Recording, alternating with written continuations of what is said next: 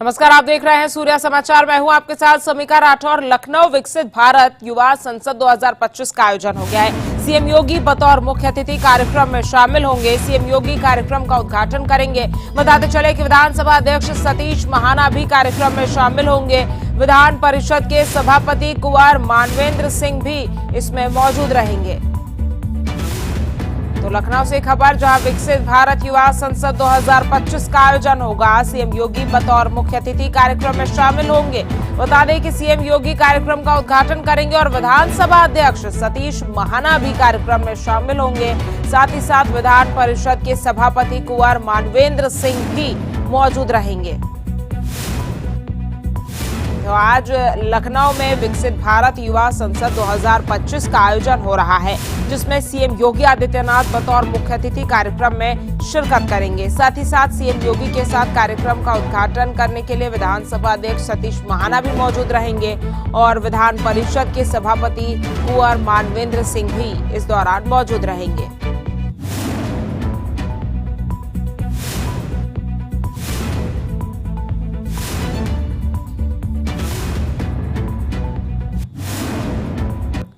और देखिए, लखनऊ के निर्वाण आश्रम केंद्र में एक दुखद घटना ने सभी को झकझोर कर रख दिया।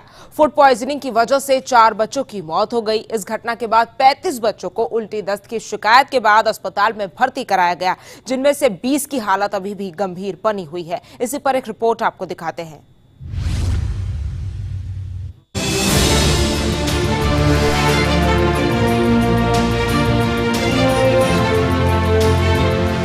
लखनऊ के पारक क्षेत्र में स्थित निर्वाण राजकीय बाल गृह, जो मानसिक रूप से कमजोर और अनाथ बच्चों के लिए आश्रय केंद्र है। इस केंद्र में 23 मार्च की रात से बच्चों की तबीयत बिगड़ने की खबरें सामने आई। मंगलवार शाम को करीब 35 बच्चों को उल्टी, दस्त और पेट दर्द की शिकायत हुई, जिसके बाद उन्हें तुरंत अस्पताल में भर्ती कराया गया। इलाज के दौरान 4 बच्चों की मौत हो गई। 20 बच्चों की हालत अभी भी गंभीर बनी हुई है, जिनमें से कुछ को KGMU और बलरामपुर अस्पताल रेफर किया गया है। उत्तर प्रदेश के डिप्टी सीएम ब्रजेश पाठक ने इस घटना पर दुख जताया और कहा कि विषैले भोजन की वजह से बीमार बच्चों को अस्पताल में भर्ती कराया गया है। अब सभी बच्चों की हालत स्थिर है और कुछ को छुट्टी भी दे दी गई है। चला है फूड पॉइजनिंग की वजह से हमारे निर्माण संस्था के जो बच्चे वहाँ रह रहे थे, उनको विभिन्न अस्पतालों में भर्ती किया गया है। सभी बच्चों की हालत स्थिर है, कुछ को डिस्चार्ज कर दिया गया है। हम खुद मॉनिटरिंग कर रहे हैं, कहीं कोई चिंता की बात नहीं है। जैसे जैसे बच्चे स्वस्थ होते जाएंगे, उनको हम डिस्चार्ज करके उनके संस्था को या उनके घर भेजते जाएंगे, लेकिन कोई चिंता की स्थिति नहीं है। पूरी तरह स्थिति नियंत्रण में है। घटना की जानकारी मिलते ही प्रशासन में हड़कंप मच गया। लखनऊ के कमिश्नर रोशन जैकब और डीएम विशाख ने अस्पताल में पहुंचकर बीमार बच्चों का हालचाल जाना। रोशन जैकब ने मामले की गहन छानबीन के आदेश दिया। प्रारंभिक जांच में फूड पॉइजनिंग और पानी में गड़बड़ी की आशंका बताई जा रही है। डीएम ने स्वास्थ्य विभाग और खाद्य सुरक्षा विभाग की एक संयुक्त कमेटी गठित की है, जो इस मामले की जांच कर रही है। देखिए, निर्वाण संस्था एक है जो WCD डिपार्टमेंट के द्वारा जो एक होम निर्मित है बच्चों के लिए मोहान रोड में। वहाँ पे MR बच्चों के लिए एक होम वहाँ पे निर्वाण संस्था के द्वारा चलाया जा रहा है। तो पिछले 3 दिनों पहले ये सूचना मिली थी कि वहाँ से कुछ बच्चे उनको वॉमिटिंग और डायरिया के इश्यूज हो रहे हैं। और जैसे सूचना प्राप्त होते ही डिस्ट्रिक्ट प्रोबेशन ऑफिसर, स्थानीय SDM, एडिशनल CMO की टीम, ये सारे लोगों के द्वारा सेंटर को विजिट भी किया गया था और प्राथमिक उपचार स्टार्ट भी किया गया था। और जो बच्चे जिनके तबीयत ज़्यादा खराब थी, उनको लोकबंधु हॉस्पिटल रेफर भी किया था। वर्तमान में हम लोग अभी लोकबंधु हॉस्पिटल में हैं, जहाँ पे 16 बच्चे अभी यहाँ पे एडमिटेड हैं और उन 16 बच्चों में से 2 लोग आज, जैसे डॉक्टर्स हमें बता रहे हैं, आज डिस्चार्ज भी हो जाएंगे। बाकी 14 बच्चे स्टेबल हैं। वो राउंड द क्लॉक हमारे डॉक्टर्स उनके जो मेडिकल कंडीशन है उसके बारे में निगरानी भी की जा रही है और सारे जो मेडिकल असिस्टेंस जो पॉसिबल है, the best possible medical assistance वो बच्चों को दी भी जा रही है। इस घटना के एक बार फिर आश्रय केंद्रों की व्यवस्था पर सवाल खड़े कर दिए हैं। प्रशासन ने दोषियों के खिलाफ सख्त कार्रवाई का आश्वासन दिया है। ब्यूरो रिपोर्ट, सूर्या समाचार।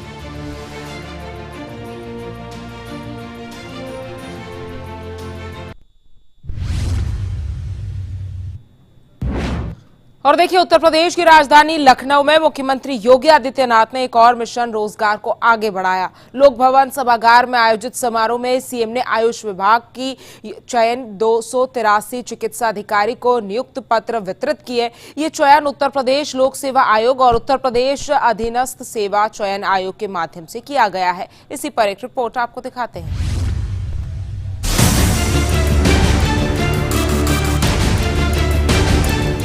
लखनऊ के लोक भवन सभागार में मिशन रोजगार समारोह आयोजित किया गया। इस समारोह में सीएम योगी ने बतौर मुख्य अतिथि शिरकत की। सीएम योगी आदित्यनाथ ने आयुष विभाग में चयनित 283 चिकित्सा अधिकारियों को नियुक्ति पत्र सौंपे। इस दौरान सीएम योगी ने कहा कि आयोजन सरकार की पारदर्शिता और निष्पक्षता का प्रतीक है। यह नियुक्ति पत्र वितरण का समारोह ही अपने आप में शासन की मंशा को, शासन के द्वारा अपनाई गई शुचिता और स्वच्छता का एक उदाहरण है। आदरणीय प्रधानमंत्री जी की प्रेरणा से पिछले 8 वर्ष में सरकार ने लगभग 8.5 लाख सरकारी नौकरी प्रदेश के युवाओं को प्रदेश के अंदर दी। अगर ये 8.5 लाख नियुक्तियां प्रदेश के अंदर शुचितापूर्ण तरीके से नहीं होती तो सभी मामले न्यायालय के अधीन गए होते और एक भी नियुक्ति की प्रक्रिया पूरी नहीं हो पाती। आज से 8 वर्ष पहले यही आयोग, चाहे वह उत्तर प्रदेश लोक सेवा आयोग रहा हो, उत्तर प्रदेश अधीनस्थ सेवा चयन आयोग रहे हो, उत्तर प्रदेश पुलिस भर्ती बोर्ड रहा हो, इन सब की स्थिति क्या हुआ करती थी? इनकी कार्य पद्धति पर व्यापक प्रश्न खड़े हुए थे।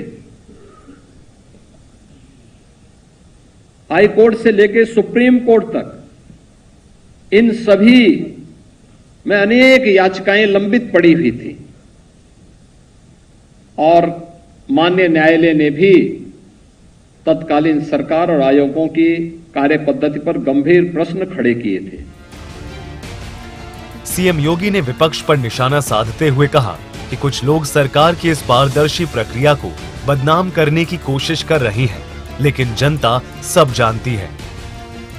पिछले 8 वर्ष में हम लोगों ने 1,56,000 पुलिस कार्मिकों को पुलिस सेवा में लिया है और 60,200 की भर्ती की प्रक्रिया भी संपन्न करते हुए उन्हें ट्रेनिंग के लिए जाने की उनकी तैयारी हो रही है। यानी इतने बड़े पैमाने में केवल पुलिस में ही भर्ती हुई है और जितनी पुलिस में भर्ती हुई है उतने ही हम लोगों ने शिक्षक भी बनाए हैं प्रदेश के अंदर। इसी दौरान अन्य सभी विभागों में नियुक्ति की प्रक्रिया को इसी तत्परता के साथ आगे बढ़ाने का कार्य हुआ है और आज उसी का परिणाम है कि जब अच्छे और प्रशिक्षित दक्ष कार्मिक किसी शासकीय सेवा का हिस्सा बनते हैं या किसी प्रतिष्ठान का हिस्सा बनते हैं, किसी भी सेवा का हिस्सा बनते हैं, उसकी कार्य पद्धति में उतनी ही तेजी देखने को भी मिलती है। यह वही प्रदेश था 8 वर्ष पहले जो बीमारू कहा जाता था, क्योंकि उस समय बीमारू राज्य नहीं था, बीमारू तत्कालीन व्यवस्था थी, तत्कालीन सरकारों की कार्य पद्धति बीमार थी और इसलिए वो अनिर्णय का शिकार थी, कोई रिजल्ट नहीं दे पाती थी, समाज का हर तबका उससे तबाह रहता था। आज सरकार की कार्य पद्धति जिस तत्परता के साथ निर्णय लेने की है, जितनी शुचितापूर्ण, पारदर्शितापूर्ण और ईमानदारी पूर्वक उसे लागू करने की है, उसके परिणाम भी उतनी ही ईमानदारी से, उतनी ही तत्परता के साथ, उतनी ही शुचितापूर्ण और पारदर्शी तरीके से उसके परिणाम भी हम सबको देखने को मिलते हैं। और यही परिणाम आज नए भारत के, नए उत्तर प्रदेश का निर्माण कर रहे हैं। सीएम योगी का ये कदम एक बार फिर युवाओं को रोजगार देने की उनकी प्रतिबद्धता को बताता है। आयुष विभाग के ये नए चिकित्सा अधिकारी अब स्वास्थ्य सेवाओं को और मजबूत करेंगे। ब्यूरो रिपोर्ट, सूर्या समाचार।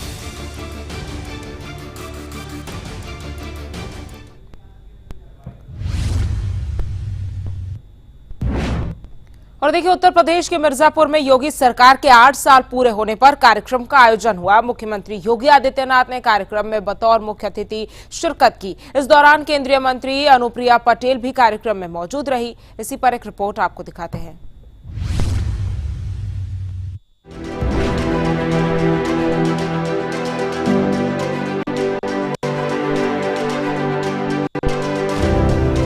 मिर्जापुर में योगी सरकार के 8 साल पूरे होने पर एक समारोह का आयोजन किया गया। इस आयोजन में सीएम योगी आदित्यनाथ ने पिछले 8 सालों के कार्यों का जायजा लिया। इस दौरान सीएम योगी ने कहा कि उनकी सरकार ने मिर्जापुर सहित पूरे प्रदेश में विकास और विरासत के बीच संतुलन बनाकर काम किया है और मिर्जापुर में मां विंध्यवासिनी धाम में बन रहे भव्य कॉरिडोर का जिक्र किया। सागर की परियोजना भी आ गई, मां विंध्यवासिनी का कॉरिडोर भी बन गया और अब मां विंध्यवासिनी के नाम पे वाद्य विश्वविद्यालय का निर्माण कार्य भी ठोस कर आगे बढ़ रहा है। अब आपको भी जो नई पीढ़ी है, स्नातक कर रही है, स्नातक की पढ़ाई कर रही है, उनके लिए जब डिग्री अवार्ड होगी तो बहनों भाइयों, उसमें मां विंध्यवासिनी का आशीर्वाद भी साथ में होगा। देश और दुनिया में, जीवन में जब कभी भी आप आगे जाएंगे, आपके साथ मां विंध्यवासिनी का आशीर्वाद होगा। जगत जननी मां भगवती विंध्यवासिनी का आशीर्वाद आपके साथ में होगा।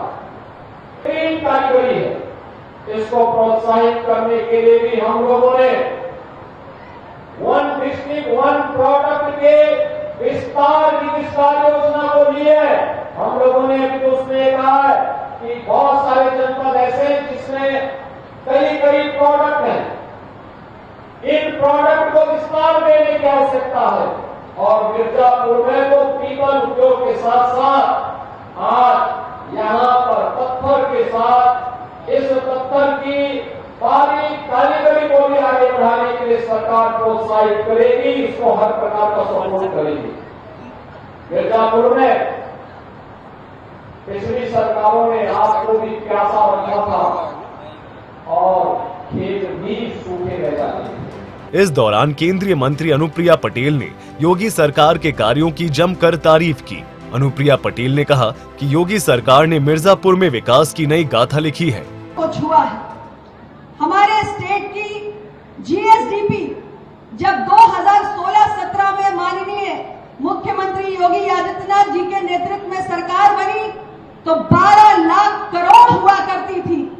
पिछले वित्तीय वर्ष 2023-24 में हमारे राज्य की अर्थव्यवस्था बढ़कर 25.5 लाख करोड़ पहुंची और इस वित्तीय वर्ष में 2025-26 में हमारे राज्य का जीएसडीपी अनुमानित 27.5 लाख करोड़ की अर्थव्यवस्था बनने जा रहा है।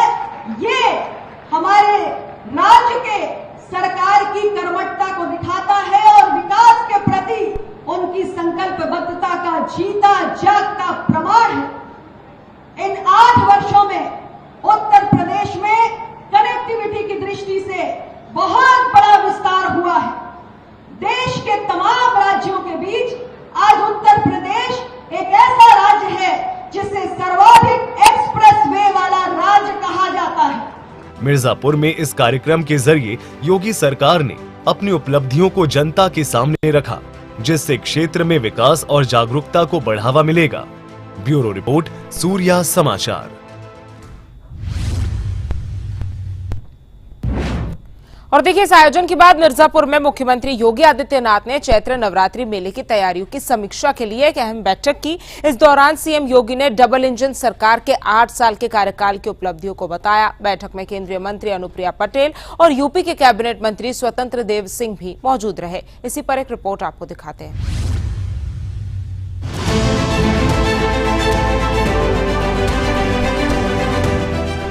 मिर्जापुर में सीएम योगी ने समीक्षा बैठक की। इस बैठक में सीएम योगी आदित्यनाथ ने रामनवमी की तैयारियों का जायजा लिया। इस बैठक में केंद्रीय मंत्री अनुप्रिया पटेल और कैबिनेट मंत्री स्वतंत्र देव सिंह भी मौजूद रहे। इस दौरान सीएम योगी ने अधिकारियों को सख्त निर्देश दिए। इस दौरान सीएम योगी ने मां विंध्यवासिनी धाम में चल रहे विकास कार्यों का जायजा भी लिया। सीएम योगी ने कहा कि प्रदेश सरकार के 8 साल के कार्यकाल के बाद डबल इंजन सरकार की सेवा के कार्य को प्रदर्शित करने वाले जनपद दियास उत्सव में शामिल होने का अवसर मिला है। डबल इंजन सरकार के सेवा, सुरक्षा और सुशासन के इन कार्यों के बारे में जो जनपदीय विकास उत्सव के आयोजन हुए हैं, इन कार्यक्रमों के साथ जुड़ने का अवसर प्राप्त हुआ है। पिछले 10 वर्ष के अंदर मिर्जापुर जनपद की कायाकल्प हुई है। बाण सागर की परियोजना पूरी हुई, मां विंध्यवासिनी मेडिकल कॉलेज का निर्माण हुआ,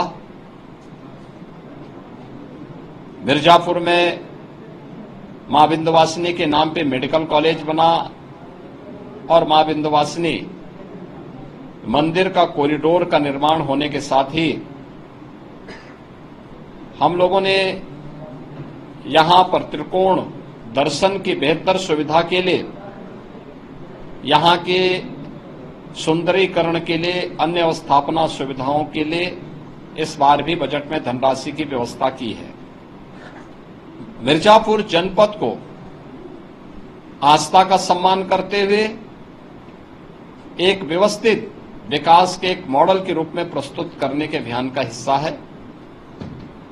मुझे बताते हुए प्रसन्नता है कि जो कार्य पिछले 8-10 वर्ष के अंदर यहां पर हुआ है, आज उसी का परिणाम है कि पिछले 8-10 वर्ष के अंदर जो कार्य हुए हैं, इधर कॉरिडोर मंदिर का बना है, मंदिर की आमदनी भी 1 वर्ष में ही 5 गुना अधिक हुई है। और इस वर्ष आप अनुमान कर सकते हैं, अगर मां विंध्यवासिनी धाम में ये कॉरिडोर नहीं होता तो महाकुंभ प्रयागराज के कारण जो भीड़ का दबाव इस धाम पर पड़ा था, अत्यंत कठिन होता। लेकिन कॉरिडोर समयबद्ध तरीके से आगे बढ़ा और उसके अन्य फेज के कार्यक्रमों को भी हम व्यवस्थित रूप से आगे बढ़ाने का कार्य कर रहे हैं। सीएम योगी का ये दौरा मिर्जापुर में विकास और जागरूकता को बढ़ावा मिलेगा। चैत्र नवरात्रि मेले की तैयारियों को अंतिम रूप फिलहाल दिया जा रहा है। ब्यूरो रिपोर्ट, सूर्य समाचार।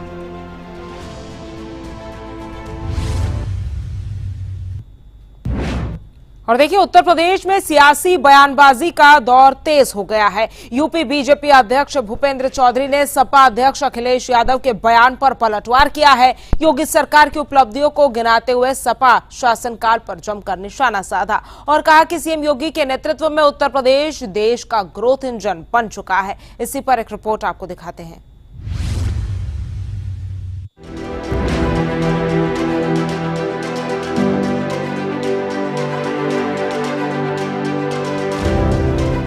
बीजेपी अध्यक्ष भूपेंद्र सिंह चौधरी ने सपा अध्यक्ष अखिलेश यादव पर जमकर हमला किया।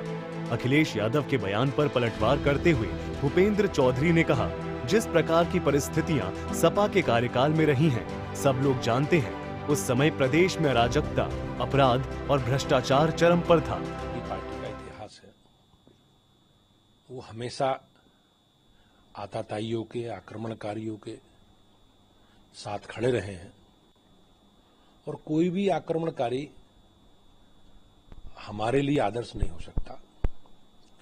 और निश्चित रूप से इस प्रकार का बयान जो उन्होंने दिया है, वो एक समाज के बड़े वर्ग में, देश में लोगों में आक्रोश है, उस आक्रोश की परिणति है। लेकिन मैं निश्चित रूप से कहूंगा कि लोगों को धैर्य रखना चाहिए और प्रदेश में योगी जी के नेतृत्व में कानून का राज है और सबको उस पर विश्वास रखना चाहिए। लेकिन समाजवादी पार्टी के नेताओं का, समाजवादी पार्टी का जिस प्रकार का इतिहास है, हमेशा उन्होंने हिंदू परंपरा, हिंदू संस्कृति, हमारे देव स्थान, हमारे मठ मंदिर, हमारे साधु संतों के बारे में जिस प्रकार से टिप्पणी को करते रहे हैं वो उनका चरित्र है और प्रदेश की जनता इनके चरित्र को समझ चुकी है। लोगों से धैर्य बनाए रखें, मैं इस प्रकार की अपील करता हूं।